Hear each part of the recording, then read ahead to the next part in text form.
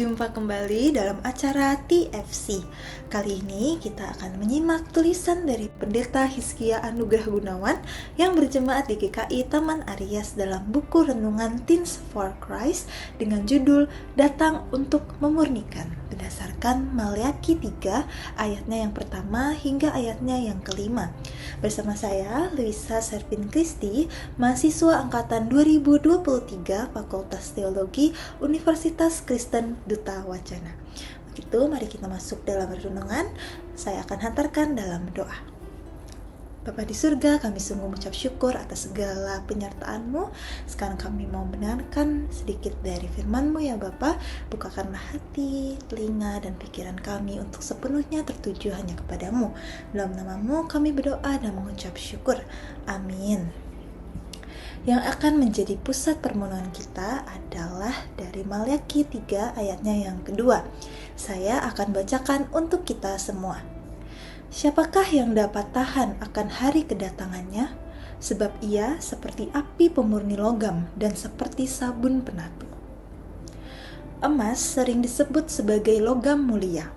Keindahannya layak ditukar dengan harga yang tinggi. Namun, untuk mencapai kondisi tersebut, emas harus dimurnikan. Ketika ditambang, emas biasanya berbentuk bongkahan batu. Bongkahan batu tersebut terdiri atas berbagai jenis logam dan material lain. Diperlukan pembakaran dengan suhu tinggi untuk membuat emas meleleh sehingga dapat dipisahkan dari material lain. Proses ini dilakukan berulang kali hingga diperoleh emas yang benar-benar murni. Proses pemurnian emas seperti inilah yang digunakan Maleakhi untuk menggambarkan kedatangan Tuhan. Tuhan datang bagaikan api yang digunakan dalam proses pemurnian logam. Kobaran api tentu menyakitkan. Panas yang dihasilkan dapat membuat seseorang tidak tahan untuk menerimanya.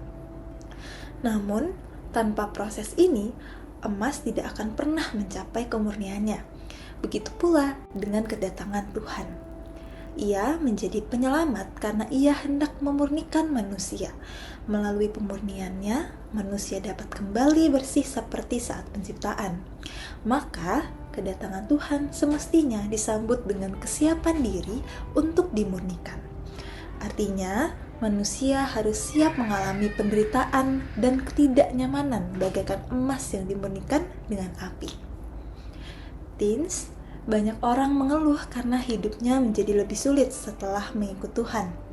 Mereka harus kehilangan kenyamanan dan bahkan melepaskan hal yang mereka sukai. Orang-orang yang kecewa pun mulai mempertanyakan Tuhan.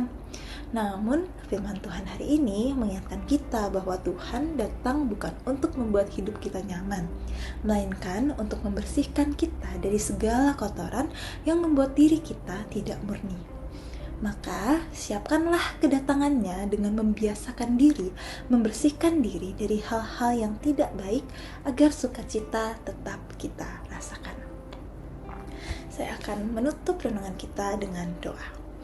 Bapa di surga, terima kasih atas renungan pada hari ini. Kami bisa menyadari ya Bapa bahwa memang tidak mudah untuk mengikut Engkau. Tapi di sini kami bisa belajar satu hal, bahwa apa yang terjadi adalah sebuah proses di mana kami bisa merasakan semuanya itu dan bisa mensyukuri bahwa mengikut Engkau walaupun sulit adalah suatu anugerah. Ya Bapa, kuatkanlah kami dalam menjalani hari-hari kami, biarlah Engkau yang tuntun selalu kehidupan kami. Terima kasih ya Bapa, dalam nama-Mu kami berdoa dan mengucap syukur. Amin.